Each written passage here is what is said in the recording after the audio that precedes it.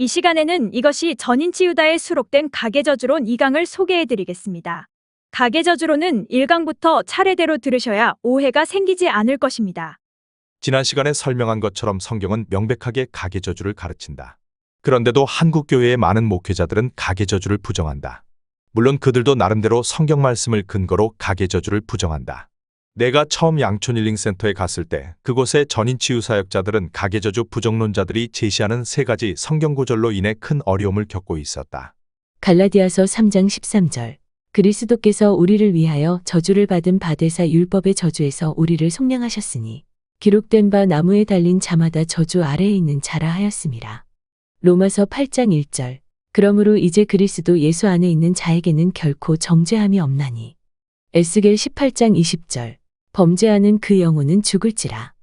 아들은 아버지의 죄악을 담당하지 아니할 것이요 아버지는 아들의 죄악을 담당하지 아니하리니 의인의 공의도 자기에게로 돌아가고 악인의 악도 자기에게로 돌아가리라. 본문을 피상적으로 보면 본문이 신약시대의 성도들에게 가계저주는 물론 모든 저주가 없는 것을 가르치는 듯이 보인다. 이 때문에 오랜 세월 동안 가계저주 부정론자들은 본문을 전가의 보도처럼 사용했다. 그들이 본문을 제시하며 성도에게는 가계저주는 물론 모든 저주가 없다고 주장하면 가계저주 옹호론자들은 할 말을 잃었다. 엘 목사는 가계저주 옹호론을 주장하는 책들을 저술하여 수십 년 동안 널리 보급한 목회자다.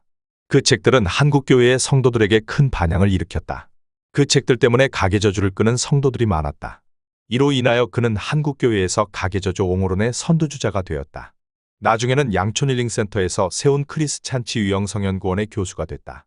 하지만 그는 그 책들을 출판한 후에 혹독한 비판과 박해를 받았다. 심지어 한국 개신교의 두 교단은 엘 목사의 가계저주론을 사이비성이 농후한 위험한 사상으로 정죄했다.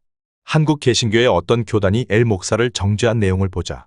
엘 목사와 메릴린 히키의 가계저주론의 신관, 기독론 및 구원론, 귀신신앙, 축사 기도문, 운명론의 문제점 등을 살펴볼 때 성서의 가르침과 교회의 신앙과 신학의 위배됨이 현저하고 사이비성이 농후함으로 이들의 책을 읽거나 가르치는 것의 위험성을 경고하고 금해야 한다. 한국 개신교의 또 다른 교단이 엘 목사를 정죄한 내용을 보자.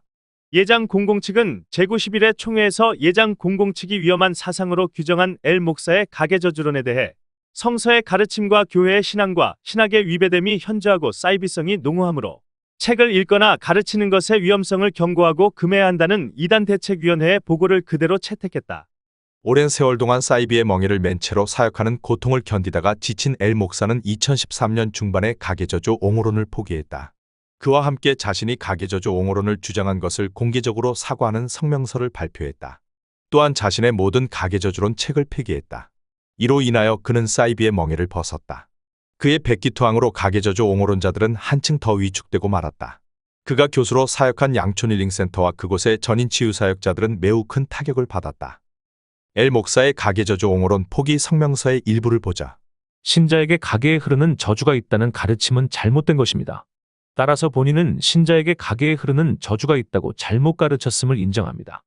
왜냐하면 그러므로 이제 그리스도 예수 안에 있는 자에게는 결코 정죄함이 없나니라는 말씀에서 정죄함은 영원한 형벌에 처하는 단죄 또는 저주와 같은 의미로 하나님의 결정적인 심판을 의미하기 때문입니다. 그리스도 안에 있는 신자들은 비록 범죄할 때 책망과 징계는 받지만 결코 정죄함, 곧 저주가 없습니다. 그 이유는 예수님께서 우리의 받을 저주를 십자가에서 다 담당하셨기 때문입니다. 성경의 가계저주론 난해구절들의 본뜻을 널리 전파하지 않으면 엘 목사 같은 사람이 또 나올 수 있다. 그래서 지금부터 하나님이 나에게 깨닫게 해주신 가계저주론 난해구절들의 본뜻을 한 구절씩 설명하겠다. 첫째, 갈라디아서 3장 13절부터 해석하겠다. 갈라디아서 3장 13절. 그리스도께서 우리를 위하여 저주를 받은 바되사 율법의 저주에서 우리를 속량하셨으니 기록된 바 나무에 달린 자마다 저주 아래에 있는 자라 하였음이라. 가계저주를 부정하는 사람들은 본문을 근거로 예수님이 성도를 위하여 저주를 받으셨으므로 성도에게는 가계저주는 물론 모든 저주가 없다고 주장한다. 김홍기 목사가 본문을 근거로 가계저주를 부정한 글을 살펴보자. 예수님을 영접하고 죄사함을 받았지만 과거의 죄의 결과가 남아서 구원받은 성도에게 고통이 지속될 수도 있다. 그러면 우리는 이것을 저주의 결과라고 불러도 될 것인가? 물론 아니다. 왜냐하면 그리스도께서 성도를 저주에서 이미 해방하셨기 때문이다. 그러므로 더 이상 그리스도인의 경험과 관계하여 저주라는 말과 개념은 사용하지 말아야 한다. 엘 목사의 주장을 보자. 그리스도께서 우리를 위하여 저주를 받은 바 되사 율법의 저주에서 우리를 속량하셨다. 우리를 심판하실 그리스도께서 저주의 십자가에 달리심으로 인류의 모든 저주와 심판을 친히 담당하심으로 우리의 영혼육의 온전한 구원을 약속하셨다. 하이델베르크 요리문답을 보자. 고난을 받으사라는 말로 당신은 무엇을 고백합니까? 그리스도는 이 세상에 사셨던 모든 기간에, 특히 생의 마지막 시기에 모든 인류의 죄에 대한 하나님의 진노를 자신의 몸과 영혼에 짊어지셨습니다. 그분은 유일한 화목제물로 고난을 당함으로써 우리의 몸과 영혼을 영원한 저주로부터 구원하셨고, 우리를 위해 하나님의 은혜와 의와 영원한 생명을 얻으셨습니다. 이처럼 대부분의 목회자들, 특히 개혁파 목회자들은 중생한 성도는 영과 몸이 모두 저주에서 벗어난 것을 믿는다. 이 때문에 그들이 성도에게 죄로 인한 징계가 있을 수는 있지만 저주는 없다고 주장하는 것이다. 일단 저주와 징계가 똑같은 뜻인데도 그들이 성도에게 죄로 인한 징계가 있을 수는 있지만 저주는 없다고 주장하는 것이 안타깝다. 결론부터 말하겠다. 가계 저주를 부정하는 사람들은 갈라디아서를 정확하게 살피지 않아서 큰 오류를 범했다. 이에 관한 두 가지 성경적 증거를 제시하겠다. 첫 번째 증거, 갈라디아서 3장 13절은 중생한 성도의 영이 영원히 저주에서 벗어난 것을 가르치는 말씀이다. 갈라디아서는 갈라디아 교회 성도들이 바울 사도가 가르친 은혜 구원론, 즉 100% 하나님의 은혜로 영이 구원을 받는 것을 주장하는 이론을 버리고 율법주의자들이 가르친 행위 구원론, 즉 사람의 행위를 보태야 영이 구원을 받는 것을 주장하는 이론을 믿는 것을 혁파하기 위해 쓴 글이다. 갈라디아서 1장 6절. 그리스도의 은혜로 너희를 부르신 이를 이같이 속히 떠나 다른 복음을 따르는 것을 내가 이상하게 여기노라. 사람은 예수님을 구주로 믿는 순간에 영이 영원히 저주에서 벗어난다. 흔히 이것을 일컬어서 영혼 구원이라 한다. 엄밀하게 따지면 영의 구원이 맞다. 예수님께서 사람이 예수님을 믿을 때 영만 저주에서 벗어나는 것을 가르치셨기 때문이다. 요한복음 3장 5절로 6절. 예수께서 대답하시되 진실로 진실로 내게 이르노니 사람이 물과 성령으로 나지 아니하면 하나님의 나라에 들어갈 수 없느니라.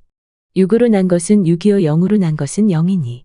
본문의 육으로 난 것은 육이요는 부모의 육체로 태어난 것은 육체여란 뜻이다. 본문의 영으로 난 것은 영이니는 성령으로 거듭난 것은 영이라는 뜻이다. 이처럼 사람은 예수님을 믿을 때 영만 영원히 저주에서 벗어난다. 거듭나지 못한 혼과 육은 저주를 벗어버리는 만큼만 저주를 받지 않는다. 저주에 관한 성경의 가르침을 다음과 같이 정리할 수 있다. 예수님은 십자가로 성도의 영의 저주를 모두 끊어주셨다.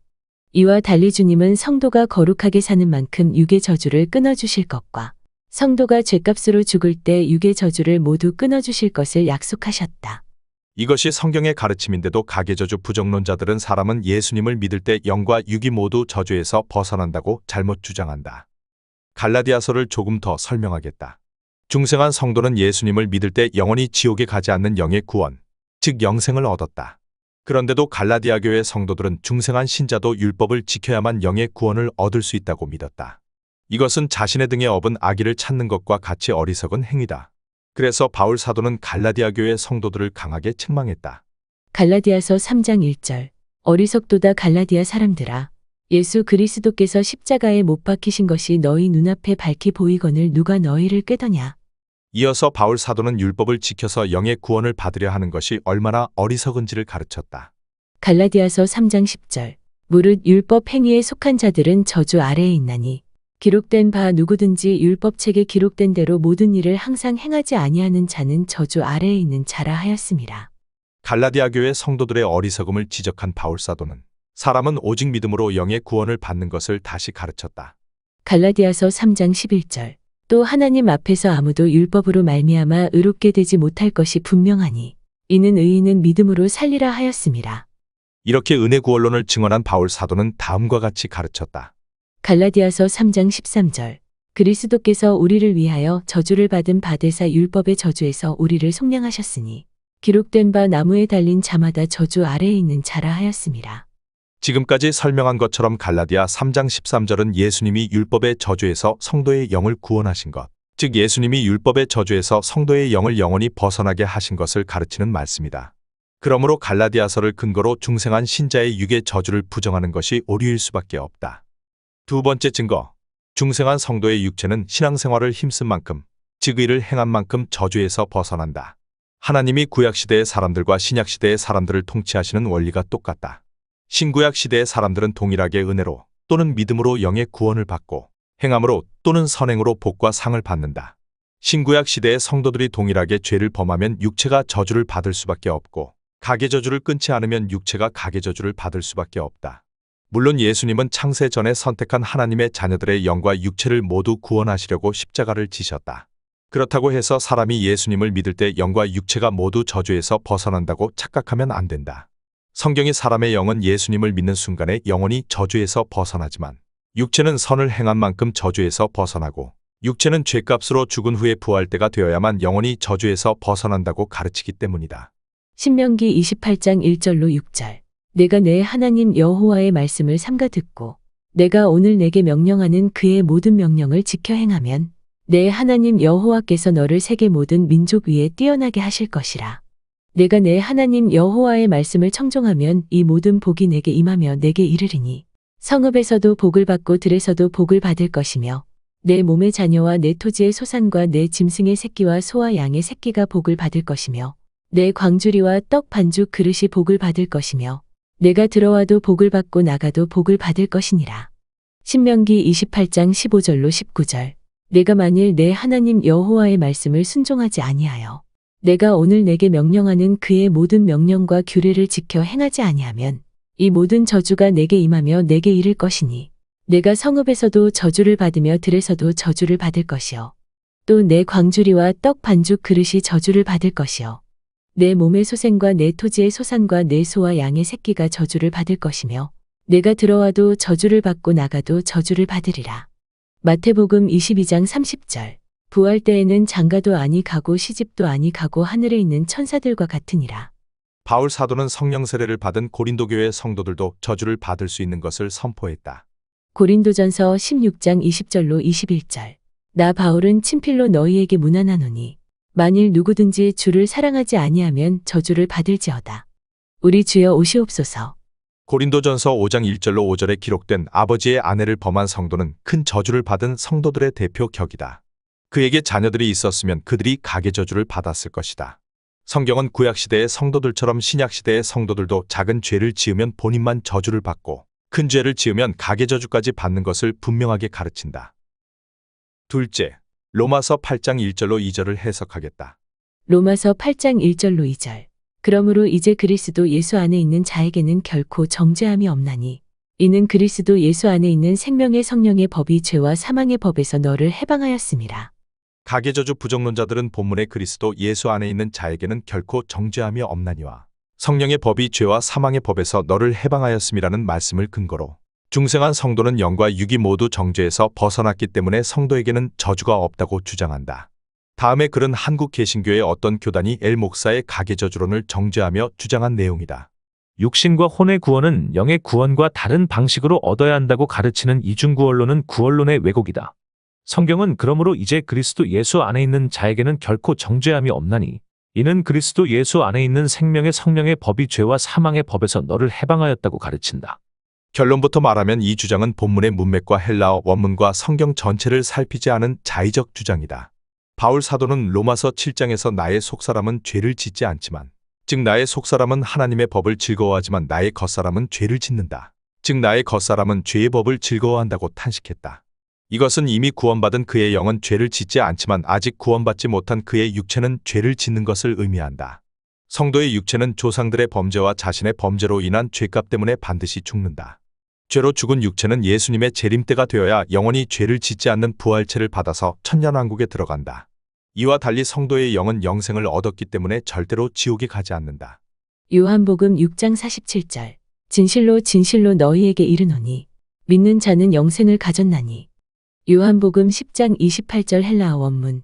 내가 그들에게 영생을 주었노니 그들은 영원히 절대로 결코 멸망하지 아니할 것이요 또 그들을 내 손에서 빼앗을 자가 없느니라. 성도의 영은 영원히 온전해졌다. 히브리서 10장 14절 헬라어 원문. 그가 거룩하게 된 것들을 한 번의 제사로 영원히 온전하게 하셨느니라. 성도의 영은 예수님과 함께 천국에 있다. 에베소서 2장 4절로 6절.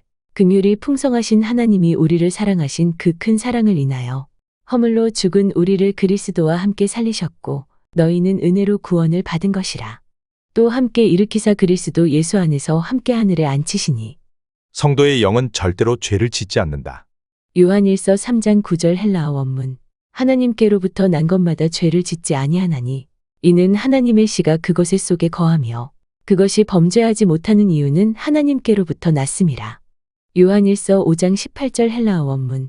하나님께로부터 난 것은 다 범죄하지 아니하는 줄을 우리가 아노라. 하나님께로부터 나신 자가 그것을 지키심에 악한 자가 그것을 만지지도 못하느니라. 이처럼 성경은 명백하게 이중구원, 즉 영의 구원과 육의 구원이 다른 것을 가르친다. 성경의 구원에 관한 자세한 설명은 발칵 뒤집힌 기독교 구원론을 참조하기 바란다. 로마서 8장 1절로 2절의 헬라어 원문을 보자. 로마서 8장 1절로 2절. 그러므로 이제 그리스도 예수 안에 있는 것에게는 결코 정죄함이 없나니 이는 그리스도 예수 안에 있는 생명의 성령의 법이 죄와 사망의 법에서 너를 해방하였음이라. 한글 성경의 그리스도 예수 안에 있는 자의 자로 번역된 헬라어는 복수 정관사 토이스다. 토이스는 문장에 따라서 남성 정관사로 사용되기도 하고 중성 정관사로 사용되기도 한다. 바울 사도는 로마서 7장에서 나의 영, 즉 나의 속사람은 죄를 짓지 않는다고 선언했다. 이것을 볼 때 결코 정죄함이 없는 것이 성도의 영을 뜻함을 알 수 있다. 예수님을 믿는 남성들의 영만 죄와 사망의 법에서 해방된 것이 아니다. 주님을 믿는 여성들의 영도 죄와 사망의 법에서 해방됐다. 이것을 볼 때도 그리스도 예수 안에 있는 것들이 구원받은 영들을 뜻함을 알 수 있다. 더 나아가서 생명의 성령의 법이 죄와 사망의 법에서 너를 해방했다가 생명의 성령의 법이 죄와 사망의 법에서 너의 영을 해방했다는 뜻인 것도 알 수 있다. 로마서 8장은 성도의 육의 구원 문제를 다루는 말씀이 아니다. 본문은 성도의 영의 구원 문제를 다루는 말씀이다. 로마서 8장의 이런 문맥을 생각하지 않고 로마서 8장 1절로 2절만 떼어서 성도는 영과 육체가 모두 저주에서 벗어났으므로 성도에게는 가계 저주가 없다고 주장하면 안 된다. 성도의 영에게는 가계 저주는 물론 일반적인 저주도 없다. 그러나 성도의 혼과 육에는 일반적인 저주는 물론 가계 저주도 있을 수 있다. 어떤 성도가 범죄로 인한 저주를 받았을 경우에 그것을 끊지 않는 한 저주를 받을 수밖에 없다. 가계 저주도 마찬가지다. 이것은 신구약 시대의 성도들이 똑같다. 그러므로 신약 시대의 성도는 큰 죄를 지어도 저주를 받지 않고 징계만 받는다는 주장과 신약 시대의 성도에게는 가계 저주는 물론 어떤 저주도 없다는 주장이 오류일 수밖에 없다. 만일 사람이 예수님을 믿는 순간에 영과 육체가 모두 저주에서 벗어나는 것이면 장애인은 예수님을 믿는 순간에 자동적으로 장애가 고쳐져야 하고 가난한 사람은 자동적으로 부자가 되어야 한다. 대부분의 장애와 가난은 하나님이 내리신 저주기 때문이다. 물론 예외적으로 특별한 사명을 위하여 하나님이 장애와 가난을 주실 수 있다. 날 때부터 맹인이 된 사람과 바울 사도가 대표적인 인물이다. 자신의 죄나 부모의 죄가 없이 장애와 가난에 시달리는 사람, 즉 특별한 사명을 위하여 하나님이 장애와 가난을 주신 사람도 가계 저주에서 완전히 벗어난 것은 아니다. 그 역시 다른 성도들처럼 죽을 때까지 아담이 대물림한 육체적 고통을 받기 때문이다. 여러분은 예수님을 믿을 때 육체적인 고통이 모두 해결되었는가? 여러분이 예수님을 믿을 때 육체적인 고통에서 완전히 벗어나지 않는 것이 분명하지 않은가? 여러분은 예수님을 믿어서 영의 구원을 받은 후에 믿음의 분량에 따라서 행함으로 육체의 고통에서 벗어나는 것을 체험하지 않았는가? 다음의 주장은 비성경적이다. 성도의 영과 혼과 육에는 저주가 없다. 그러나 죄의 영향력은 있다. 성경의 가르침은 다음과 같다. 성도의 영은 저주가 없다. 그러나 혼과 육은 저주가 있다. 성도의 육체가 저주를 당하는 이유는 성도의 영은 법적, 실제적으로 하나님의 것인데 반하여 성도의 몸은 법적으로만 하나님의 것이기 때문이다. 그러므로 성도는 육체의 저주를 끊지 않는 한 저주 때문에 고통받을 수밖에 없다. 지구와 천국을 생각하면 이것을 더욱 쉽게 이해할 수 있다. 지구와 천국은 모두 하나님의 것이다. 하지만 천국은 법적, 실제적으로 하나님의 것인데 반하여 지구는 법적으로는 하나님의 것이지만 실제적으로는 사탄이 지배하고 있다. 성도의 영과 육도 이와 비슷하다. 그러므로 성도는 육체의 저주를 끊지 않는 한 저주 때문에 고통받을 수밖에 없다. 대한민국 땅과 북한 땅을 생각해 보아도 법적 소유와 실제적 소유가 다른 것을 이해할 수 있다. 북한 땅은 법적으로 대한민국의 땅이다. 하지만 실제적으로는 북한 공산당이 점령하고 있다. 성도의 영과 몸도 이와 비슷하다. 성도의 영은 영원히 저주에서 벗어났다. 하지만 육체는 저주를 끄는 만큼만 저주에서 벗어난다. 사람은 예수님을 믿을 때 영과 육체가 모두 저주에서 벗어난다는 주장은 전혀 성경의 가르침이 아니다. 셋째, 에스겔 18장 20절을 해석하겠다. 에스겔 18장 20절. 범죄하는 그 영혼은 죽을지라. 아들은 아버지의 죄악을 담당하지 아니할 것이요 아버지는 아들의 죄악을 담당하지 아니하리니 의인의 공의도 자기에게로 돌아가고 악인의 악도 자기에게로 돌아가리라. 엘 목사는 본문을 다음과 같이 해석했다. 모든 영혼이 다 내게 속한지라. 아비의 영혼이 내게 속함 같이 아들의 영혼도 내게 속하였나니 범죄하는 그 영혼이 죽으리라. 아들은 아비의 죄악을 담당치 아니할 것이요 아비는 아들의 죄악을 담당치 아니하리니 의인의 의도 자기에게로 돌아가고 악인의 악도 자기에게로 돌아가리라. 아비는 그 자식들을 인하여 죽임을 당치 않을 것이요 자식들은 그 아비를 인하여 죽임을 당치 않을 것이라. 각 사람은 자기 죄의 죽임을 당할 것이니라. 따라서 각자 자기의 선택에 의해 복을 받기도 하고 저주를 받기도 하는 것이지만 저주가 유전되는 것은 아닙니다. 과연 그럴까? 결론부터 말하겠다. 본문의 문맥과 예레미야 30장을 보면 엘 목사의 주장이 오류임을 알 수 있다. 본문의 문맥부터 보자. 본문은 에스겔 18장 1절부터 말하던 내용의 결론이다. 에스겔 18장 1절로 4절. 또 여호와의 말씀이 내게 임하여 이르시되 너희가 이스라엘 땅에 관한 속담에 이르기를 아버지가 신 포도를 먹었으므로 그의 아들의 이가 시다고 함은 어찌 됨이냐. 주 여호와의 말씀이니라. 내가 나의 삶을 두고 맹세하노니 너희가 이스라엘 가운데에서 다시는 이 속담을 쓰지 못하게 되리라. 모든 영혼이 다 내게 속한지라. 아버지의 영혼이 내게 속함 같이 그의 아들의 영혼도 내게 속하였나니 범죄하는 그 영혼은 죽으리라. 가계 저주를 부정하는 목회자들은 이구동성으로 아들은 아버지의 죄를 담당하지 않을 것이라고 선언하신 하나님께서 조상들이 받은 저주를 아무 죄도 없는 후손들에게 내리실 리가 없다고 주장한다. 그러나 이 주장은 본문의 문맥과 성경 전체를 살피지 않은 자의적 해석이다. 하나님이 에스겔 18장 20절을 말씀하신 배경을 살펴보면 본문을 근거로 가계 저주를 부정하는 것이 오류임을 알 수 있다. 에스겔 18장 20절은 하나님이 현재 가계 저주를 받고 있는 사람들에게 장차 가계 저주가 없는 시대를 허락해 주겠다고 약속하신 말씀이다. 본문을 다음과 같이 요약할 수 있다. 이스라엘의 속담의 아버지가 신 포도를 먹었으므로 그의 아들의 이가 시다고 함은 어찌 됨이냐. 내가 맹세하노니 장차 너희가 이스라엘 가운데에서 다시는 이 속담을 쓰지 못하게 되리라. 그때가 되면 범죄하는 그 영혼만 죽으리라. 이 말씀은 다음과 같은 뜻이다. 지금까지는 너희 조상들의 죄로 인하여 너희에게 연좌제 사형이 시행되었지만 장차 너희가 가계 저주를 끊으면 너희에게 연좌제 사형이 시행되지 않는 날이 오게 할 것이다. 연좌제란 범죄자와 일정한 친족 관계가 있는 사람에게 연대적으로 범죄의 형사 책임을 지우는 제도를 의미한다. 연좌제 사형은 연좌 책임을 물어서 범죄 당사자와 그의 가족들을 함께 죽이는 것을 뜻한다. 이것을 가계 저주라 한다. 에스겔 18장 20절의 가계 저주가 없어지는 약속이 이루어질 때가 언제인가? 신약교회 시대인가? 전혀 아니다. 이스라엘 백성들이 포로 생활을 끝내고 유다 땅으로 돌아간 이후다. 예레미야서를 보면 이것을 알 수 있다. 예레미야 31장 23절로 30절. 만군의 여호와 이스라엘의 하나님께서 이와 같이 말씀하시니라. 내가 그 사로잡힌 자를 돌아오게 할 때에 그들이 유다 땅과 그 성읍들에서 다시 이 말을 쓰리니 곧 의로운 처소여 거룩한 산이여 여호와께서 내게 복 주시기를 원하노라 할 것이며 유다와 그 모든 성읍의 농부와 양떼를 인도하는 자가 거기에 함께 살리니 이는 내가 그 피곤한 심령을 상쾌하게 하며 모든 연약한 심령을 만족하게 하였음이라 하시기로 내가 깨어보니 내 잠이 달았더라. 여호와의 말씀이니라. 보라, 내가 사람의 씨와 짐승의 씨를 이스라엘 집과 유다 집에 뿌릴 날이 이르리니 깨어서 그들을 뿌리 뽑으며 무너뜨리며 전복하며 멸망시키며 괴롭게 하던 것과 같이 내가 깨어서 그들을 세우며 심으리라. 여호와의 말씀이니라. 그때에 그들이 말하기를 다시는 아버지가 신 포도를 먹었으므로 아들들의 이가 시다 하지 아니하겠고 신 포도를 먹는 자마다 그의 이가 신 것 같이 누구나 자기의 죄악으로 말미암아 죽으리라. 이처럼 하나님은 이스라엘 백성들이 바벨론 포로 생활을 끝내고 유다 땅에 돌아갈 때 내가 그 사로잡힌 자를 돌아오게 할 때 아버지의 죄로 아버지와 자식이 함께 죽임을 당하는 가계 저주를 당하지 않게 할 것이라고 약속하셨다. 이것은 두 가지를 가르쳐준다. 첫째, 이스라엘 백성들이 바벨론 포로 생활 70년 동안 가계 저주를 받은 것을 가르쳐준다. 둘째, 이스라엘 백성들이 포로 생활 70년 동안 성실한 신앙생활로 가계 저주를 끊었기 때문에 포로 교환을 할 때 가계 저주가 없는 삶을 살게 될 것을 가르쳐준다. 널리 알려진 대로 유다 백성들은 지나치게 죄를 많이 지은 것으로 인하여 나라가 바벨론에 멸망당했다. 그때 하나님은 이스라엘 백성들에게 혹독한 가계 저주를 내리셨다. 예레미야 선지자는 이것을 다음과 같이 기록했다.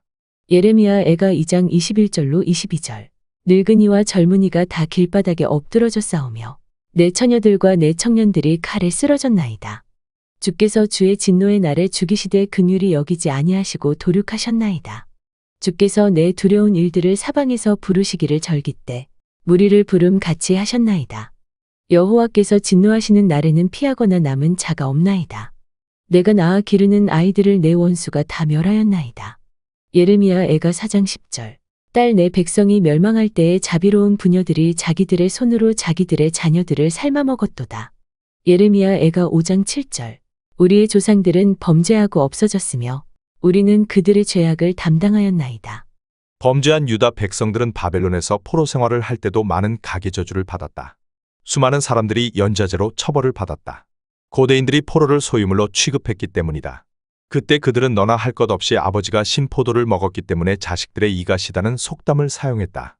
아버지의 죄 때문에 자녀들이 함께 처벌받는, 심하면 함께 죽임을 당하는 것이 비일비재했기 때문에 이처럼 기막힌 속담을 사용했던 것이다. 혹독한 가계 저주를 당한 유다 백성들은 철저하게 회개했다. 그와 동시에 열성적으로 하나님을 섬겼고 의롭게 살기를 힘썼다. 다니엘, 에스더, 모르드게, 에스라, 느헤미야 등이 대표적인 사람들이다. 이렇게 해서 이스라엘 민족은 지긋지긋한 가계 저주에서 벗어날 수 있었다. 그러자 하나님은 이사야 선지자와 예레미야 선지자의 예언이 그들에게 이루어지게 하셨다. 이사야 40장 2절. 너희는 예루살렘의 마음에 닿도록 말하며 그곳에게 외치라. 그 노역의 때가 끝났고 그 죄악이 사함을 받았느니라. 그의 모든 죄로 말미암아 여호와의 손에서 벌을 배나 받았느니라 할지니라 하시니라. 예레미야 31장 23절로 30절. 만군의 여호와 이스라엘의 하나님께서 이와 같이 말씀하시니라. 내가 그 사로잡힌 자를 돌아오게 할 때에 그때에 그들이 말하기를 다시는 아버지가 신 포도를 먹었으므로 아들들의 이가 시다 하지 아니하겠고 신 포도를 먹는 자마다 그의 이가 신 것 같이 누구나 자기의 죄악으로 말미암아 죽으리라. 이처럼 에스겔 18장 1절로 20절은 혹독한 가계 저주로 고생하는 동안에 철저하게 회개한 것은 물론 열심히 선행을 힘쓴 이스라엘 백성들에게 장차 포로 교환이 이루어질 때에 가계 저주를 받지 않게 할 것이라는 하나님의 약속이다. 본문은 이스라엘 성도들에게 더 이상 가계 저주가 없다는 뜻이 아니다. 신약시대의 성도들에게 절대로 가계 저주가 없다는 뜻도 아니다. 본문은 너희가 70년 동안 가계 저주를 끊었으므로 포로 교환을 한 후에는 가계 저주를 받지 않게 해주겠다는 뜻이다. 또한 포로 교환을 한 후에 다시 큰 죄를 지으면 다시 가계 저주를 받게 하겠다는 뜻이다. 그러므로 에스겔 18장 20절을 근거로 성도에게는 가계 저주가 없다고 주장하는 것이 오류일 수밖에 없다. 더 나아가서 본문을 근거로 가계 저주를 옹호한 사람들을 박해한 것은 매우 중대한 잘못일 수밖에 없다. 성경에는 구약시대의 성도들이 범죄하면 하나님이 쇠몽둥이로 처벌하셨지만 신약시대의 성도들이 범죄하면 하나님이 솜방망이로 처벌하신다는 가르침이 전혀 없다. 성경에는 하나님은 신구약 성도들 모두에게 행한 대로 처벌하신다는 가르침이 있을 뿐이다. 요한계시록 2장 23절. 또 내가 사망으로 그의 자녀를 죽이리니 모든 교회가 나는 사람의 뜻과 마음을 살피는 자인 줄 알지라. 내가 너희 각 사람의 행위대로 갚아주리라. 여기서 우리는 바벨론의 포로가 된 이스라엘 백성들이 모두 70년 만에 가계 저주를 끄는 게 아닌 점을 깨달아야 한다. 그들 중에 어떤 이들은 포로 생활 초기에 가계 저주를 끊었다. 대표적인 사람이 다니엘과 그의 세 친구다. 그들은 목숨을 걸고 하나님이 기뻐하는 대로 살기를 힘써서 포로 생활 초기에 바벨론의 느부갓네살 왕의 마음에 들어서 가계 저주가 없는 삶, 즉 바벨론 사람들에게 우대를 받는 삶을 살 수 있었다. 반면에 대부분의 사람들은 신앙생활을 게을리하다가 70년 만에 가계 저주를 끊었다. 이처럼 신앙생활을 어떻게 하느냐에 따라서 가계 저주가 끊어지는 때가 달라진다. 나는 60여 년 동안 가계 저주, 즉 자살 충동, 가난, 인간관계의 어려움 등에 시달리다가 양촌 힐링센터에서 상처 치유와 가계 치유를 받은 후에 상당히 가계 저주를 끊었다. 그 후부터 많은 복을 받았다. 양촌 힐링센터에서 전인 치유를 받지 않았으면 지금도 많은 가계 저주에 시달리고 있을 것이다. 생각만 해도 끔찍한 일이다. 에스겔 18장 4절에 이스라엘 가운데서 다시는 아버지가 신포도를 먹었으므로 아들의 이가 시다는 속담을 쓰지 못하게 되리라는 말씀을 조금 더 살펴보자. 본문에 다시는이란 단어가 있다. 이 단어를 오해하여 다음과 같이 주장하면 안 된다. 하나님이 다시는 아버지가 신포도를 먹었으므로 아들의 이가 시다는 속담을 사용하지 않게 하겠다고 하셨으므로 그때 이후부터는 가계 저주가 없다. 본문에 다시는은 조건이 붙어 있는 말씀이다. 본문은 너희가 가계 저주를 받을 만큼 큰 죄를 짓지 않으면, 즉 너희가 거룩하게 살기를 힘쓰면 다시는 가계 저주가 없게 하겠다는 뜻이다. 이와 비슷한 말씀이 열왕기상 9장에 있다. 열왕기상 9장 5절로 7절. 내가 내 아버지 다윗에게 말하기를 이스라엘의 왕위에 오를 사람이 내게서 끊어지지 아니하리라 한 대로 내 이스라엘의 왕위를 영원히 견고하게 하려니와 만일 너희나 너희의 자손이 아주 돌아서서 나를 따르지 아니하며 내가 너희 앞에 둔 나의 계명과 법도를 지키지 아니하고 가서 다른 신을 섬겨 그것을 경배하면 내가 이스라엘을 내가 그들에게 준 땅에서 끊어버릴 것이요. 내 이름을 위하여 내가 거룩하게 구별한 이 성전이라도 내 앞에서 던져버리리니 이스라엘은 모든 민족 가운데에서 속담거리와 이야기거리가 될 것이며 하나님이 다윗에게 내가 이스라엘의 왕 위에 오를 사람이 내게서 끊어지지 않게 만들어 주리라고 하신 것은 너의 후손이 거룩하게 살면 내가 이스라엘의 왕 위에 오를 사람이 내게서 끊어지지 않게 만들어 주리라는 뜻이다. 예레미야 31장 29절도 마찬가지다. 본문은 너희가 고국에 돌아가서 성실하게 신앙생활을 하면 다시는 아버지가 신포도를 먹었으므로 아들의 이가 시다는 속담을 사용하지 않게 해 주리라는 뜻이다.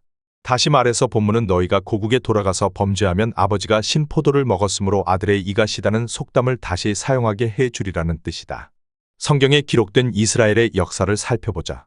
이스라엘 백성들이 선하게 살 때와 작은 죄를 지었을 때는 하나님이 가계저주를 시행하지 않으셨다. 하지만 그들이 크게 타락하면 반드시 가계저주를 시행하셨다. 아간은 여리고성의 물건을 도둑질한 사람이다. 아간의 죄는 하나님에게 바쳐진 것을 도둑질한 것이다. 이것은 매우 큰 죄다. 이런 죄를 지은 사람은 비참하게 죽임을 당하게 되어 있다. 아간은 훔친 물건을 자기 집에 감췄다. 그의 가족들은 단지 아간이 가져온 물건을 감추는 것을 묵인했을 뿐이다. 그런데도 하나님은 아간과 함께 그의 가족들을 모두 죽이셨다. 주님이 가계저주를 시행하신 것이다. 하나님은 큰 죄를 범한 고라와 다단과 아비람과 그의 가족들을 한꺼번에 죽이신 적이 있다. 큰 죄를 범한 사울로 인하여 그의 아들들을 죽이신 적도 있다. 큰 죄를 범한 다윗으로 인하여 그의 아들을 죽이신 적도 있다. 이스라엘 백성들이 지나치게 타락하면 하나님은 이방 나라의 침략을 받게 만드시거나 이방 나라에게 정복당하게 하셨다. 이럴 경우에도 하나님은 가계저주를 시행하셨다. 이스라엘을 점령한 이방인들은 무자비하게 이스라엘 백성들을 죽였다. 온 가족을 몰살하는 경우가 비일비재했다. 주전 721년에 북이스라엘, 주전 587년에 남유다, 주 70년에 유다가 지나치게 범죄하여 끔찍한 가계저주를 당했다. 하나님이 큰 죄를 범한 이스라엘 백성들에게 가계저주를 내리셨기 때문에 이런 일이 일어난 것이다. 신약시대의 성도들에게도 하나님의 가계저주 원칙이 변함없이 시행되고 있다. 이제 에스겔 18장 20절에 분명한 뜻이 밝혀졌다. 본문은 가계저주를 받은 이스라엘 백성들이 조상들의 죄를 회개한 후에 70여 년 동안 선하게 살아서 가계저주를 끊었기 때문에 그들이 예루살렘에 귀환한 후에 주님의 말씀대로 살면 더 이상 가계저주를 내리지 않으실 것을 선언하신 말씀이다. 그러나 그들이 다시 큰 죄를 지으면 하나님은 반드시 가계저주를 내리실 수밖에 없었다. 역사를 보면 그들이 다시 타락하여 그들의 나라가 로마에 의하여 멸망당한 것을 알 수 있다. 그때도 바벨론 포로 생활 때처럼 무서운 가계저주가 시행되었다. 안타깝게도 가계저주 부정론자들은 이런 배경을 무시한 채로 무조건 에스겔 18장 20절을 근거로 중생한 성도에게는 가계저주가 없다고 주장한다.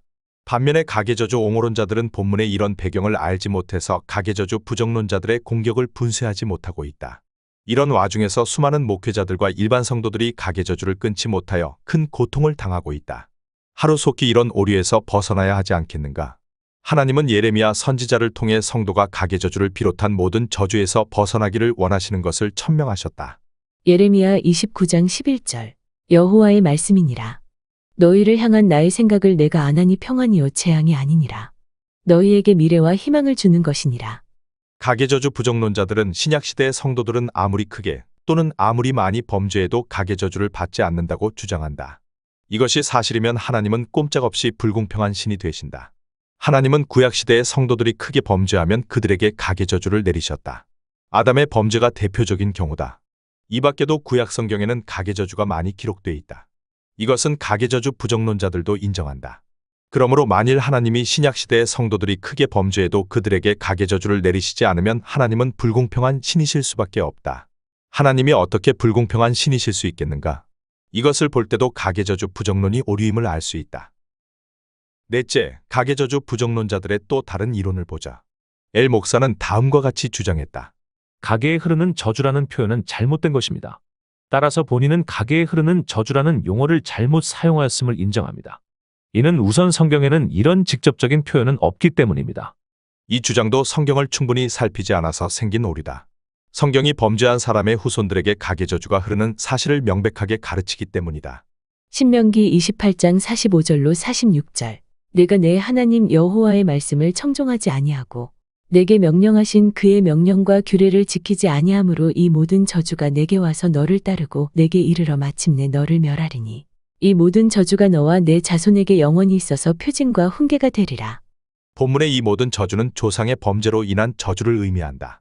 이 모든 저주가 내게 와서 너를 따르고 내게 이르러 마침내 너를 멸하리니 이 모든 저주가 너와 내 자손에게 영원히 있어서는 조상의 범죄로 인한 저주가 후손들에게 흐르는 것을 의미한다. 물이 흘러온다는 말과 물이 따라온다는 말이 똑같은 뜻인 것처럼 가계저주가 흐른다는 말과 가계저주가 따른다는 말은 똑같은 뜻이다. 그러므로 성경에 가계저주가 흐른다는 표현이 없으므로 가계저주가 없다는 주장은 오리다. 엘 목사의 또 다른 주장을 보자. 본인은 가계의 저주라는 표현을 사용하지 않고 여러 신학자들의 권면을 따라 조상의 죄악이 후손들에게 미치는 부정적 영향, 혹은 가계에 반복해서 나타나는 죄악된 성향이라는 용어를 사용하고자 합니다. 엘 목사는 가계저주란 용어를 사용하지 않고 조상의 죄악이 후손들에게 미치는 부정적 영향, 혹은 가계에 반복해서 나타나는 죄악된 성향이라는 용어를 사용할 것이라고 선언했다. 모든 가계저주 부정론자들이 그렇게 주장하기 때문에 엘 목사가 그런 주장을 한 것이다. 하지만 이것은 몇 가지 이유로 찬동할 수 없다. 첫째, 이것은 말 바꾸기에 지나지 않으므로 찬동할 수 없다. 가계저주는 조상들의 죄악이 후손들에게 미치는 부정적 영향을 의미한다.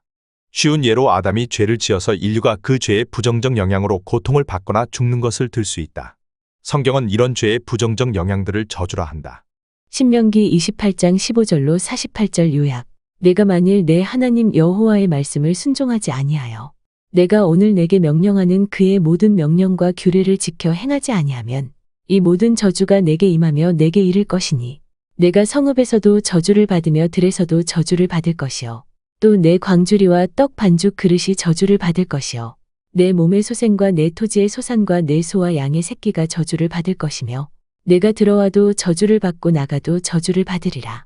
내가 악을 행하여 그를 잊음으로 내 손으로 하는 모든 일에 여호와께서 저주와 혼란과 책망을 내리사 망하며 속히 파멸하게 하실 것이며 여호와께서 내 몸에 연병이 들게 하사 내가 들어가 차지할 땅에서 마침내 너를 멸하실 것이며 여호와께서 폐병과 열병과 염증과 학질과 한재와 풍재와 썩는 재앙으로 너를 치시리니 이 재앙들이 너를 따라서 너를 진멸하게 할 것이라. 내가 내 하나님 여호와의 말씀을 청종하지 아니하고 내게 명령하신 그의 명령과 규례를 지키지 아니하므로 이 모든 저주가 내게 와서 너를 따르고 내게 이르러 마침내 너를 멸하리니 이 모든 저주가 너와 내 자손에게 영원히 있어서 표징과 훈계가 되리라. 내가 모든 것이 풍족하여도 기쁨과 즐거운 마음으로 내 하나님 여호와를 섬기지 아니함으로 말미암아 내가 줄이고 목마르고 헐벗고 모든 것이 부족한 중에서 여호와께서 보내사 너를 치게 하실 적군을 섬기게 될 것이니 그가 철멍에를 내 목에 메워 마침내 너를 멸할 것이라. 이처럼 성경은 가계저주를 조상의 죄악으로 후손들에게 각종 질병과 재난이 오는 것으로 정의한다. 반면에 성경은 가계축복을 조상의 선행으로 후손들에게 각종 좋은 일이 생기는 것으로 정의한다. 가계저주와 조상의 죄악이 후손들에게 미치는 부정적 영향이 뭐가 다른가? 둘 다 똑같지 않은가? 이것이 성경의 분명한 가르침이 아닌가? 그런데 어째서 한편으로 가계저주는 없다고 주장하면서 다른 한편으로 조상의 죄악이 후손들에게 미치는 부정적 영향은 있다고 모순되게 주장하는 것인가? 그렇게 주장해서 성도들이 가계저주를 끊는 일을 방해하면 하나님이 기뻐하시겠는가? 둘째, 가계저주를 조상의 죄악이 후손들에게 미치는 부정적 영향이라고 표현하는 것은 독극물을 건강에 부정적 영향을 끼치는 물질이라고 표현하는 것과 같이 위험함으로 찬동할 수 없다. 독극물은 독극물로 표현해야 하고 사탄은 사탄으로 표현해야 하고 가계저주는 가계저주로 표현해야 한다. 그래야만 사람들이 독극물과 사탄과 가계저주를 멀리하여 조금이라도 적게 사고를 당하기 때문이다. 가계저주를 조상의 죄악이 후손들에게 미치는 부정적 영향으로 표현하면 성도들이 가계저주의 심각성을 인식하지 못하여 가계저주를 끊는데 소극적이 되기 쉽다. 이것이 심하면 가계저주를 무시하여 비참한 일을 당할 수도 있다. 이런 불행에 대한 책임을 가계저주 부정론자들이 질 것인가? 셋째, 가계저주를 조상의 죄악이 후손들에게 미치는 부정적 영향이라고 표현하는 것은 가계저주 부정론자들의 주장이기 때문에 찬동할 수 없다. 가계저주 부정론자들은 한편으로 가계저주는 없다고 주장하면서 다른 한편으로 조상의 죄악이 후손들에게 미치는 부정적 영향은 있다고 주장한다. 이처럼 모순되게 주장하는 목회자들이 매우 많다. 이 때문에 우리가 조상의 죄악이 후손들에게 미치는 부정적 영향이 있다고 말하면 가계저주를 모르는 사람들과 가계저주를 잘못 배운 사람들은 조상의 죄악이 후손들에게 미치는 부정적 영향은 있지만 가계저주는 없다고 생각한다. 이런 사람들 대부분은 가계저주를 끊을 생각을 하지 않는다. 그 결과가 가계저주로 인한 큰 고통으로 나타난다. 그러므로 조상의 죄악이 후손들에게 미치는 부정적 영향은 있다는 표현은 가급적 사용하지 말아야 한다. 다만 세신자들에게는 가계저주란 말보다 조상의 죄악이 후손들에게 미치는 부정적 영향력이란 말을 사용하는 것이 좋을 수도 있을 것이다. 하지만 이럴 때도 조상의 죄악이 후손들에게 미치는 부정적 영향력이 가계저주인 것을 분명히 해야 한다. 그래야만 그들이 가계저주의 위험성을 깨달아서 적극적으로 가계저주를 끊을 것이기 때문이다. 한편 정운택 교수가 엘 목사의 가계저주론을 비판하며 다음과 같이 주장한 것은 일부는 정당하고 일부는 오류를 범한 것이다. 엘 목사의 치유 방법을 따를 때 죽음도 떠나보낼 수 있다는 것일까? 물론 그는 죽음의 문제를 해결할 수 있는 과제로 보지 않았다. 저주의 절단을 통하여 다른 것은 다 고쳐질 수 있다고 용기 있게 말할 수 있어도 죽음이란 하나님의 저주가 끝났다고 말할 용기는 없었기 때문이다. 죄의 결과로 하나님께서 이브에게 주신 해산의 고통과 남편을 사모함, 아담에게 주신 노동의 고통과 죽음은 죄와 저주, 조상과 후손 사이에 가장 강력한 결속력을 보여주는 것인데도 엘 목사는 저주의 치유에서 이 문제를 다루지 않았다. 그 저주는 예수님께서 오실 때까지 없어지지 않는다는 것을 그도 너무나 잘 알기 때문이다. 최초의 저주인 죽음의 문제를 해결하지 못하는 한 저주를 끊어낸다는 엘 목사의 외침에는 한계가 있다. 그리고 모순이 있다. 그의 저주 목록은 성경에서 다루는 저주의 핵심을 보지 못한 것이다. 가장 강력한 주제는 피하고 고쳐질 만한 것들, 개선될 만한 것들만 거론한 것이다. 정운택 교수는 엘 목사는 가장 강력한 저주인 죽음의 저주를 끊는 것에 자신이 없기 때문에 그것은 거론하지 않고 지엽적인 저주인 질병과 가난 문제를 해결하는 방법만 다뤘으므로 가계저주로는 허구라고 비판했다. 정운택 교수가 엘 목사는 가장 강력한 저주인 죽음의 저주를 끊는 것을 설명하지 않았다고 비판한 것은 옳다. 그러나 그가 죽음의 저주를 끊는 것이 불가능하다. 죽음의 저주는 예수님께서 재림하실 때까지 없어지지 않는다고 주장하는 것은 옳지 않다. 다시 말해서 엘 목사가 죽음의 저주를 끊는 법을 설명하지 않은 것은 실수지만 정운택 교수가 이것을 구실로 가계저주를 부정하는 것은 옳지 않다. 성경에 죽음의 저주를 끄는 성도들이 많이 기록되어 있기 때문이다.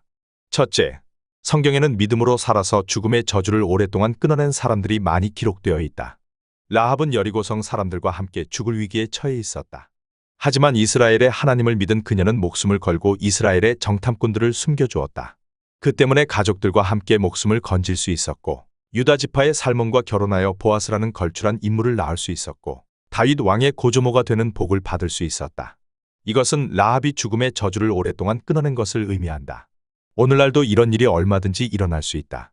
죽음의 저주 때문에 금방 죽을 성도가 믿음으로 죽음의 저주를 끊어서 장수하는 경우가 많이 있을 수 있다.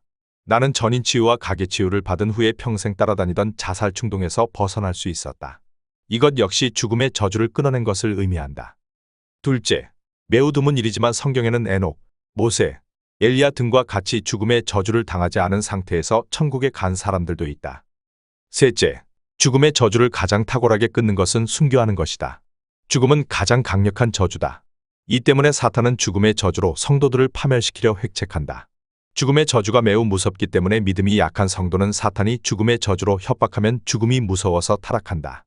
베드로가 죽음이 무서워서 예수님을 3번씩이나 부인한 것이 증거다. 그러나 믿음이 강한 성도는 죽음의 저주를 순교로 선용해서 즉 저주를 승화시켜서 죽음으로 하나님께 영광을 돌리고 하나님의 나라를 크게 확장시키고 큰 상급까지 받는다. 이렇게 되면 죽음의 저주로 성도를 멸망시키려던 사탄이 KO패를 당하는 셈이 된다. 이것이야말로 죽음의 저주를 가장 탁월하게 끄는 것이다. 저주에서 벗어난 후의 땅에서 복되게 사는 것도 좋지만 하나님과 교회를 위하여 저주를 감당하며 정운택 교수가 지적한 것처럼 고난 중에 하나님과 동행하는 기쁨을 누리며 하늘의 상을 받는 것이 더욱 좋다. 순교를 당하여 죽음의 저주를 끊음으로 하늘의 큰 상을 받는 것이 가장 좋다. 안타깝게도 가계저주 옹호론자들은 저주를 선용하는 혹은 저주를 승화시키는 것이 가장 탁월하게 저주를 끊는 것을 깨닫지 못했다. 이 때문에 가계저주를 끊는 문제를 다룰 때 고작 가계저주를 끊어서 복되게 살자는 기복주의적 주장을 할 수밖에 없었다. 이것이 가계저주 부정론자들에게 공격의 빌미를 주었다. 기복주의는 수준 낮은 성도의 신앙 행태이기 때문에 가계저주를 끊어서 복을 받는 것만 주장하면 가계저주 부정론자들의 공격을 당할 수밖에 없다. 정운택 교수가 엘 목사의 주장을 비판한 글을 보자. 엘 목사의 가계저주론 및 가계치유론에는 그의 책 어디에서도 토론되지 않은 하나의 전제가 깊이 깔려 있다. 짧게 말해보면 그것은 모든 질병과 사고와 실패, 가난 등은 나쁜 것, 곧 저주요. 건강과 안전과 성공과 부는 좋은 것, 곧 축복이다라는 다분히 말초 신경적인 전제이다. 그가 말하는 하나님의 축복 속에 사는 풍요로운 성도의 삶이란 것은 질병과 사고와 실패에 시달리지 않는 평화로운 삶 정도를 말한다. 그래서 열심히 신앙생활을 하는데도 불구하고 이런 것들로 고통을 당한다면 하나님을 믿는 성도라도 여전히 저주 아래에 있다는 단순한 설명이다. 병이 발생하고 다친다는 것은 저주받은 흔적은 아니다. 반대로 건강하다고 해서 그것이 하나님의 축복을 누리고 있다는 표시가 되는 것은 더욱 아니다. 어떤 사람에게는 병을 고쳐주시는 것이 하나님의 은총이다. 어떤 사람에게는 병을 남겨놓는 것이 하나님의 은총이 되기도 한다. 바울은 자신의 병을 그렇게 이해했다. 부가 축복일 수 있다. 그러나 부는 사람을 망치는 원흉이 되기도 한다. 그래서 하나님과 재물을 함께 섬기지 못한다거나 돈이 일만 악의 뿌리라는 충고가 나오는 것이다. 예수님은 가난한 자를 복된 사람이라고 선언하기도 하셨다. 고난, 저주, 고통은 선용하기만 하면 엄청난 상급을 가져온다. 저주를 선용하는 것이 저주를 가장 탁월하게 끊는 것이다. 그런데도 그동안 가계저주 옹호론자들은 가계저주를 선용하는 법을 설명하지 않았다. 그들은 가계저주를 끊고 부유하고 건강하게 살자고만 주장했다. 이 때문에 가계저주 부정론자들의 날카로운 비판을 받았다. 이것은 가계저주 옹호론자들의 큰 실수다. 다섯째, 가계저주 부정론자들의 또 다른 이론을 보자. 가계저주 부정론자들은 신약 성경이 가계저주를 언급하지 않았으므로 신약 시대의 성도들에는 가계저주가 없다고 주장하기도 한다. 실제로 구약 성경과 신약 성경을 자세히 비교해 보면 구약 성경에는 가계저주가 많이 기록되어 있는데 비하여 신약 성경에는 가계저주가 전혀 기록되어 있지 않은 것을 발견할 수 있다. 그 이유가 무엇일까? 신약 시대에는 가계저주가 없어서 그런 것일까? 아니면 다른 이유가 있는 것일까? 내가 하나님의 은혜로 성경을 검토해 볼 때 신약 성경 기자들이 가계저주를 언급하지 않은 몇 가지 이유가 있다. 1.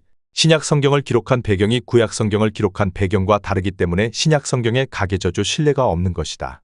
모든 성경은 그것을 기록한 배경이 있다. 이것을 살펴야만 성경을 정확하게 깨달을 수 있다. 구약 성경 중에서 하나님의 저주를 가장 많이 기록한 신명기를 살펴보자. 모세가 왜 신명기에 그처럼 많이 하나님의 저주를 기록한 것인가? 어째서 그가 신명기 28장의 축복에 관한 말씀의 4배가 넘는 분량으로 저주에 관한 말씀을 기록한 것인가? 이 의문은 모세가 신명기를 설교한 배경을 이해해야만 풀린다. 모세가 신명기를 설교한 배경을 보면 이스라엘 백성들이 광야에서 40년간 떠도는 동안에 하나님께 원망, 불평을 한 장정들 60만 명이 모두 죽은 후에 신명기를 설교한 것을 알 수 있다. 신명기 1장 3절로 5절. 40째 해 11째 달 그 달 첫째 날에 모세가 이스라엘 자손에게 여호와께서 그들을 위하여 자기에게 주신 명령을 다 알렸으나 그때는 모세가 헤스본에 거주하는 아모리 왕 시온을 쳐 죽이고 에드레이에서 아스다롯에 거주하는 바산 왕 옥을 쳐 죽인 후라. 모세가 요단 저쪽 모압 땅에서 이 율법을 설명하기 시작하였더라 일렀으되 40년간 광야 생활을 하는 동안에 원망과 불평을 일삼던 이스라엘의 장정들 60만 명은 대부분 죽임을 당했다. 그럼에도 불구하고 그들의 후손 대부분은 여전히 정신을 차리지 못하고 있었다. 그들의 최대 관심사는 가나안에 들어가서 편하게 사는 것과 하나님의 다스림으로부터 벗어나서 제멋대로 사는 것이었다. 하나님은 그 당시에 이스라엘 사람들의 악한 생각을 다음과 같이 지적하셨다. 신명기 31장 16절. 또 여호와께서 모세에게 이르시되 너는 내 조상과 함께 누우려니와 이 백성은 그 땅으로 들어가 음란히 그 땅의 이방 신들을 따르며 일어날 것이요 나를 버리고 내가 그들과 맺은 언약을 어길 것이라. 신명기 31장 20절로 21절. 내가 그들의 조상들에게 맹세한 바 젖과 꿀이 흐르는 땅으로 그들을 인도하여 드린 후에 그들이 먹어 배부르고 살찌면 돌이켜 다른 신들을 섬기며 나를 멸시하여 내 언약을 어기리니 그들이 수많은 재앙과 환난을 당할 때에 그들의 자손이 부르기를 잊지 아니한 이 노래가 그들 앞에 증인처럼 되리라. 나는 내가 맹세한 땅으로 그들을 인도하여 드리기 전 오늘 그들이 생각하는 바를 아노라. 하나님은 나는 내가 맹세한 땅으로 그들을 인도하여 드리기 전 오늘 그들이 생각하는 바를 안다고 하셨다. 이처럼 모세가 신명기 설교를 할 당시에 이스라엘 백성들은 가나안에 들어가서 제멋대로 살 궁리만 하고 있었다. 이런 사람들을 경고하기 위하여 모세가 하나님의 저주를 강조한 것이다. 신명기 28장 15절로 16절. 내가 만일 내 하나님 여호와의 말씀을 순종하지 아니하여 내가 오늘 내게 명령하는 그의 모든 명령과 규례를 지켜 행하지 아니하면 이 모든 저주가 내게 임하며 내게 이를 것이니 내가 성읍에서도 저주를 받으며 들에서도 저주를 받을 것이요. 신명기 28장 58절로 59절. 내가 만일 이 책에 기록한 이 율법의 모든 말씀을 지켜 행하지 아니하고 내 하나님 여호와라 하는 영화롭고 두려운 이름을 경외하지 아니하면 여호와께서 내 재앙과 내 자손의 재앙을 극렬하게 하시리니 그 재앙이 크고 오래고 그 질병이 중하고 오래일 것이라. 신명기 28장 45절로 46절. 내가 내 하나님 여호와의 말씀을 청종하지 아니하고 내게 명령하신 그의 명령과 규례를 지키지 아니함으로 이 모든 저주가 내게 와서 너를 따르고 내게 이르러 마침내 너를 멸하리니 이 모든 저주가 너와 내 자손에게 영원히 있어서 표징과 훈계가 되리라. 이처럼 신명기는 타락을 눈앞에 둔 이스라엘 백성들에게 경각심을 주기 위하여 설교한 것이다. 이 때문에 신명기에 하나님의 저주란 말이 많은 것이다. 신명기와 달리 신약 성경의 서신서들은 박해를 당하는 성도들에게 쓴 글이다. 히브리서 10장 32절로 36절. 전날에 너희가 빛을 받은 후에 고난의 큰 싸움을 견디어낸 것을 생각하라. 혹은 비방과 환난으로서 사람에게 구경거리가 되고 혹은 이런 형편에 있는 자들과 사귀는 자가 되었으니 너희가 갇힌 자를 동정하고 너희 소유를 빼앗기는 것도 기쁘게 당한 것은 더 낫고 영구한 소유가 있는 줄 알미라. 그러므로 너희 담대함을 버리지 말라. 이것이 큰 상을 얻게 하느니라. 너희에게 인내가 필요함은 너희가 하나님의 뜻을 행한 후에 약속하신 것을 받기 위함이라. 초대교회에는 예수님을 잘 믿는 성도들은 반드시 박해를 받았다. 그 당시의 성도들은 유대인들의 박해는 물론 로마인들의 박해까지 받았다. 더군다나 박해가 점점 심해지고 있었다. 박해를 당하는 성도들에게는 축복과 저주를 설교할 수 없다. 첫째 이유는 박해로 인하여 복을 받을 수 없기 때문이다. 둘째 이유는 박해로 인하여 받은 복도 빼앗기는 형편이기 때문이다. 셋째 이유는 박해를 당하는 성도들에게 저주를 설교하는 것은 무거운 짐을 진 사람에게 무거운 짐을 더 얹어주는 꼴이기 때문이다. 넷째 이유는 박해를 당하는 사람에게는 소망이 필요하기 때문이다. 박해를 받는 성도들에게 강조할 것은 두 가지밖에 없다. 첫째, 박해를 받는 성도들에게는 영의 구원의 확실성을 강조하여 신앙이 흔들리지 않게 도와주어야 한다. 신약시대의 성도들이 대부분 박해를 받고 있었기 때문에 신약성경 기자들은 영의 구원의 확실성을 강조했다. 에베소서 2장 8절로 9절. 너희는 그 은혜에 의하여 믿음으로 말미암아 구원을 받았으니 이것은 너희에게서 난 것이 아니요 하나님의 선물이라. 행위에서 난 것이 아니니 이는 누구든지 자랑하지 못하게 함이라. 로마서 8장 30절. 또 미리 정하신 그들을 또한 부르시고 부르신 그들을 또한 의롭다 하시고 의롭다 하신 그들을 또한 영화롭게 하셨느니라. 고린도전서 5장 1절로 5절 요약. 너희 중에 심지어 음행이 있다 함을 들으니 그런 음행은 이방인 중에서도 없는 것이라. 누가 그 아버지의 아내를 취하였다 하는도다. 이런 자를 사탄에게 내주었으니 이는 육신은 멸하고 영은 주 예수의 날에 구원을 받게 하려 함이라. 히브리서 10장 14절. 그가 거룩하게 된 자들을 한 번의 제사로 영원히 온전하게 하셨느니라.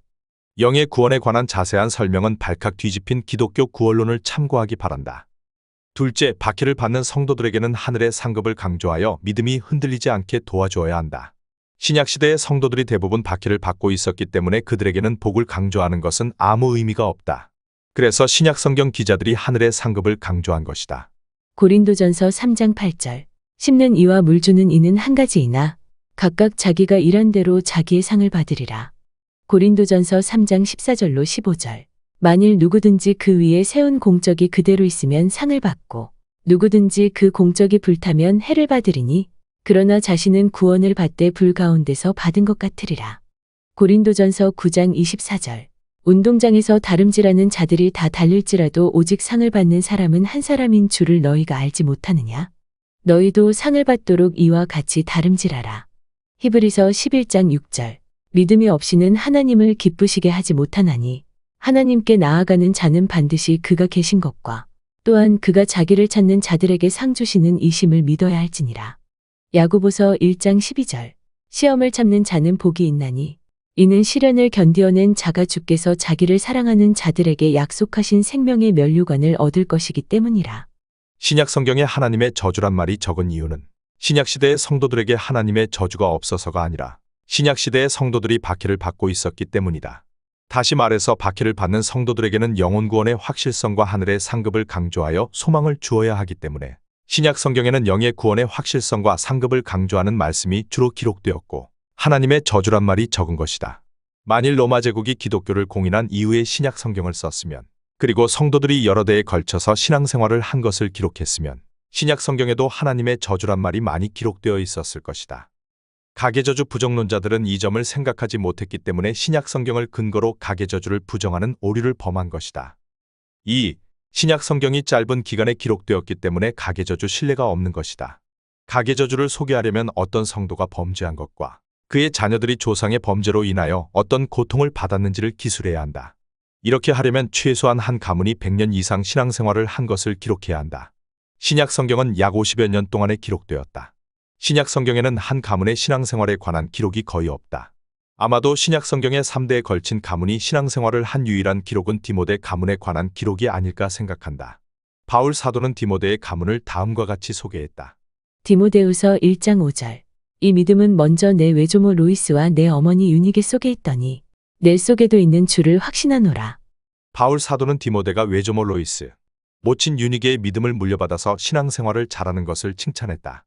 이것은 디모데가 가계 축복을 받은 것을 의미한다. 내가 아는 한 신약 성경에는 이것 외에는 가계 축복 기록이 없다. 하지만 디모데의 가계 축복도 엄밀하게 따지면 신약 시대의 가계 축복이 아니다. 디모데의 모친과 외조모가 구약 시대부터 살던 사람들이기 때문이다. 신약 시대의 가계 축복을 설명하려면 디모데의 자녀들이 어떤 복을 받았는지를 알아야 한다. 우리가 알다시피 디모데의 자녀들은 물론 디모데조차도 어떻게 삶을 마감했는지가 신약 성경에 기록되어 있지 않다. 따라서 내가 아는 한 신약 성경 시대의 인물들 중에는 가계 축복과 가계 저주의 사례가 없다. 만일 신약 성경이 100년 이상의 교회 역사를 기록했고 믿음의 좋은 성도들의 후손들의 삶을 추적하여 기록했으면 그들이 가계 축복을 받은 것을 소개했을 것이다. 신약 성경의 가계 저주의 유일한 기록은 예수님의 말씀에 있다. 마태복음 23장 35절. 그러므로 의인 아벨의 피로부터 성전과 제단 사이에서 너희가 죽인 바라게의 아들 사가랴의 피까지 땅 위에서 흘린 의로운 피가 다 너희에게 돌아가리라. 예수님은 가인이 아벨을 죽일 때부터 시작된 가계 저주가 예수님 당시의 사람들에게 임할 것을 선포하셨다. 만일 고린도전서 5장 1절로 5절에 기록된 아버지의 아내와 동거 생활을 한 사람에게 후손들이 있었고 그의 후손들의 삶을 기록했으면 틀림없이 그의 후손들이 가계 저주로 큰 고통을 받은 것을 기록했을 것이다. 또는 그의 후손들 중에서 믿음으로 가계 저주를 극복한 사람이 있었으면 그것 또한 기록했을 것이다. 그러나 신약 성경을 50여 년 동안 기록했기 때문에 신약 성경에는 가계 저주의 사례가 없다. 3. 신약 성경 기자들은 하나님의 저주라는 말 대신에 하나님의 심판, 형벌, 진노, 훈계, 징계, 책망 등의 단어를 사용하여 하나님의 저주를 설명했기 때문에 신약 성경에 하나님의 저주란 말이 드문 것이다. 이에 관한 성경 구절은 앞에서 충분히 소개했으므로 더 이상 소개하지 않아도 될 것이다. 신약 성경의 교회 전체 혹은 조상들이 큰 죄를 지어서 하나님의 가계 저주를 받은 기록은 없지만 개인적으로 큰 죄를 지어서 하나님의 저주를 받은 기록은 많이 있다. 사도행전 5장 3절로 5절. 베드로가 이르되 아나니아야 어찌하여 사탄이 내 마음에 가득하여 내가 성령을 속이고 땅값 얼마를 감추었느냐? 땅이 그대로 있을 때에는 내 땅이 아니며 판 후에도 내 마음대로 할 수가 없더냐? 어찌하여 이 일을 내 마음에 두었느냐? 사람에게 거짓말한 것이 아니요 하나님께로다. 아나니아가 이 말을 듣고 엎드러져 혼이 떠나니 이 일을 듣는 사람이 다 크게 두려워하더라. 고린도전서 5장 1절로 5절 요약. 너희 중에 심지어 음행이 있다 함을 들으니 그런 음행은 이방인 중에서도 없는 것이라. 누가 그 아버지의 아내를 취하였다 하는도다. 이런 자를 사탄에게 내주었으니 이는 육신은 멸하고 영은 주 예수의 날에 구원을 받게 하려 함이라. 여섯째, 가계저주 부정론자들의 또 다른 이론을 보자. 가계저주 부정론자들은 조상들이 받은 저주가 후손들에게 대물림이 되면 조상들이 초래한 많은 저주 때문에 후손들이 짐승처럼 악하게 될 것이라고 주장하며 가계저주를 부정한다. 하지만 이 주장은 성경의 두 가지 가르침을 생각하지 않은 데서 빚어진 오류일 뿐이다. 1. 조상들이 받은 복과 저주가 후손들에게 함께 대물림이 되는 것을 생각하지 않기 때문에 그들이 조상들이 받은 저주가 후손들에게 대물림이 되면 조상들이 초래한 많은 저주 때문에 후손들이 짐승처럼 악하게 될 것이라고 주장하는 것이다. 하나님은 조상들의 악행으로 인한 저주와 조상들의 선행으로 인한 복이 후손들에게 함께 대물림이 되게 하신다. 우리의 조상들은 죄를 지었지만 한편으로는 착한 일도 했다. 이 때문에 복과 저주가 어느 정도 균형을 이루어서 우리에게 전달되는 것이다. 그래서 우리가 예수님을 믿기 전에 짐승처럼 살지 않을 수 있었던 것이다. 2. 하나님이 예수님을 모르는 사람들이 무지하여 범하는 악행을 어느 정도 간과하시기 때문에 사람들이 짐승처럼 살지 않을 수 있는 것이다. 사도행전 17장 29절로 30절. 이와 같이 하나님의 소생이 되었은즉 하나님을 금이나 은이나 돌에다 사람의 기술과 고안으로 새긴 것들과 같이 여길 것이 아니니라. 알지 못하던 시대에는 하나님이 간과하셨거니와 이제는 어디든지 사람에게 다 명하사 회개하라 하셨으니. 본문에서 보는 것처럼 하나님은 예수님을 모르는 사람들이 무지해서 우상 숭배와 다른 죄들을 범하는 것을 어느 정도는 간과해 주신다. 이 때문에 우리가 예수님을 믿기 전에 짐승처럼 살지 않을 수 있었던 것이다. 가계저주 부정론자들은 이것을 간과했기 때문에 가계저주가 있으면 조상들의 많은 죄 때문에 후손들은 짐승처럼 살게 될 것이라고 착각한 것이다. 일곱째, 가계저주 부정론자들의 또 다른 이론을 보자. 가계저주 부정론자들은 가계저주론을 주장하면 자신의 죄를 조상 탓으로 돌릴 가능성이 있기 때문에 가계저주론을 주장하면 안 된다고 주장한다. 엘 목사의 주장을 들어보자. 잘 되면 제 탓이고 못 되면 조상 탓이라는 말과 같이 첫 번째 부작용은 한 개인의 모든 불행과 비극적 사건의 원인을 조상에게서 찾는 것입니다. 즉 자신의 죄나 잘못으로 인해 발생한 문제를 조상의 탓으로 돌리는 것입니다. 나아가서 두 번째 부작용은 가계의 저주를 통해 자신의 습관적 죄악적 삶을 합리화하는 것입니다. 자신의 죄로 발생한 문제를 조상 탓으로 돌리는 것은 어리석은 일이다. 물론 가계저주를 모르는 사람들은 자신의 범죄로 인한 고통을 조상 탓으로 돌릴 수도 있다. 그렇다고 해서 그런 사람들을 근거로 가계저주를 부정하면 안 된다. 사람은 자기의 죄로 인하여 고통을 받기도 하지만 대표의 원리와 일체의 원리에 의하여 조상들의 죄로 인해서도 고통을 받기 때문이다. 엘리의 죄로 인하여 그의 후손들이 저주받은 사건과 다윗의 죄로 인하여 그의 후손들이 저주받은 사건이 가계저주를 가르치고 있다. 대표의 원리와 일체의 원리는 뒤에서 설명하겠다.